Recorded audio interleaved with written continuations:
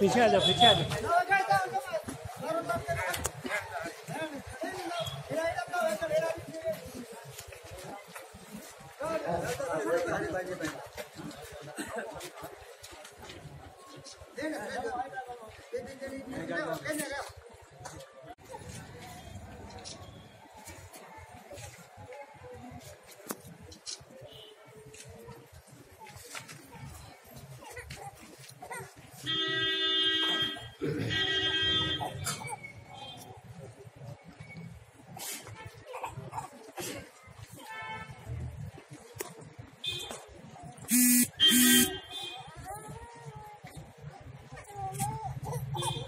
अब निकाल ले पटके थे बेल्ट के साथ वो मशीन वाले वो मारने शुरू कर मारते मारते ना जमीन पे गिर दी सर।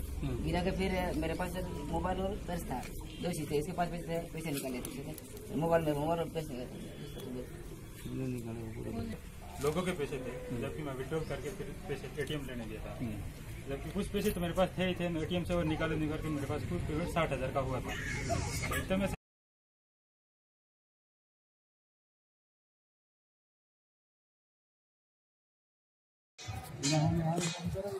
जी, मैं जमनालाल बुमरिया पूर्व में उपप्रधान रहा हूं और मैं प्रॉपर कुकावास का हूं।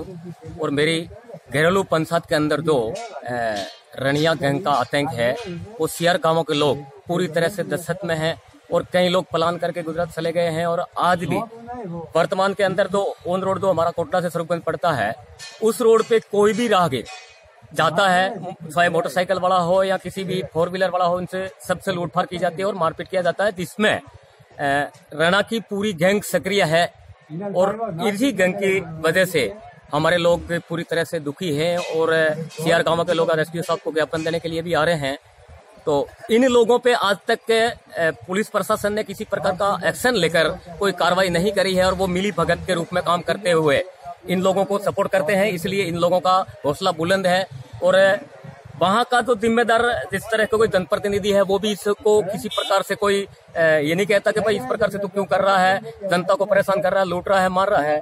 तो ये सारी चीजें हैं। तो ये पिछले कई वर्षों से मैं देख रहा हूँ, पिछले 25-30 वर्षों से ये लोग इस प्रकार से दुखी हैं। कई लोग पलायन करके भाग में चले गए, कई लोग बाजारों में रहकर अपना जीवन बसर कर रहे हैं। तो इन लोगों के दहशत से पंचायत के अंदर तो पूरी तरह से एक आतंक फैला हुआ है और ना तो कानून से डरते हैं ना किसी और से डरते हैं। इस प्रकार के इन लोगों का आतंक है।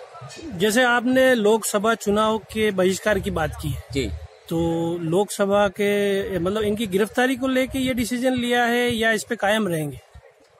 हमने ये डिसीजन इसलिए लिया है, लोकसभा चुनाव का बहिष्कार करने के पीछे हमारा एक ही कारण है कि चुनाव से पहले जो अपराधी हैं वो गिरफ्तार हो जाएं तो हम इस पे पुनर्विचार कर सकते हैं सीआर गांवों के लोग, वरना निर्णय अडिग रहेगा। धन्यवाद जमनालाल जी। क्या नाम है? अजीत कुमार। तो क्या तुम्हारे साथ घटना हुई थी? हाँ सर, हमारे साथ हुई थी। क्या थी घटना? सर, हमें होली के बाद ये सातम के बाद हम फर्स्ट बार कुकावास पंचायत में जा रहे थे भुगतान करने के लिए। मैं बीसी हूँ पीएनबी से। तो वहाँ जाने के बाद फिर हम वहाँ से लोगों का विड्रॉल करके फिर पैसे लेने के लिए इधर थोड़े कोटड़ा एटीएम में या बैंक में पैसे कभी मिलते कभी नहीं मिलते, ऐसा कोई कारण होता है। तो फिर हम कोटड़ा नहीं आए और स्वरूपगंज जा रहे थे। स्वरूपगंज जाके एटीएम से पैसे निकाले और मेरे पास कुछ एडवांस भी पैसे पास में पड़े हुए थे। इनके बाद फिर वहाँ मेरे भाई मिले, दीपक जी, हम दोनों थे, भाई मिले, अंकल जी मिले और काकी सब मिले थे। तो फिर वहाँ से हम 3 मोटरसाइकिल थे, वहाँ से निकले थे। फिर साथ में सब आए थे कुकावास या खापा के बाद फिर वहाँ खापा रोड हमारे तरफ जाता है, उसी रोड पे वहाँ कर्मा नानिया करके मिला था।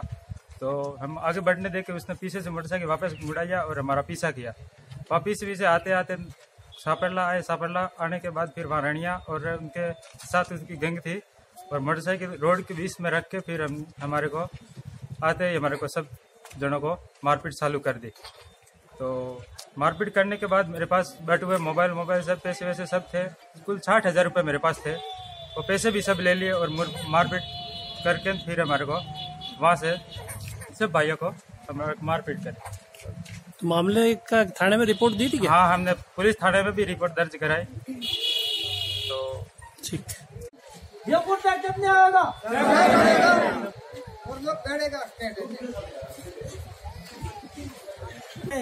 इधर जा नहीं सकते हैं रोड ऊपर। देखो के लिए सर सामान कहाँ से लाएंगे? अब डीजल मिलता है, कोटड़ाई मिलता है, सरूगेज मिलते हैं और वो मशीन है वो आटा पिसाई वाले, तो वो डीजल वगैरह चले न, तो इतने हमारे लोग बिल्कुल भयंकर आज दिक्कत में पड़े हुए हैं। और हमारे वो गेहूं काटते हैं तो वहाँ आते हैं, भाग जाओ यहाँ से, तो कहाँ गेहूं काटते हो तुम, तो यहाँ से घर से निकल जाओ। तो आप निवेदन है सरकार हमारे ये रिपोर्ट है कल तक पहुँचावा दी, हम राज्यपाल तक जाएंगे सब, ये हमारा निवेदन है। मतलब नहीं करेंगे ये जो फैसला नहीं हुआ जब तक हम ये बूथ खाली निकालेंगे, एक मौलवी वोट नहीं देगा सब, ये हमारा निवेदन है। सर मेरा तो कहना ये है कि जो हम शहर गाँव के लोग हैं सर, लोग आए हम शहर गाँव के लोग हैं सर, जो हम वोट देके सर सरपंच जो एमएलए सबको सर विजय बनाते हैं सर। सरपंच को फोन करके बोला सर, एमएलए साहब सबको बोला हमारी मदद करो, ठीक है सर, ये बंद है सर, आज इसकी कोई मतलब इसके पास मदद नहीं है सर, जब से हमारा झगड़ा हो जाए। जिला कलेक्टर महोदय को प्रेषित करूंगा और कार्रवाई के लिए निवेदन करूंगा कि इसकी कार्रवाई होनी चाहिए, नियमानुसार जांच होगी।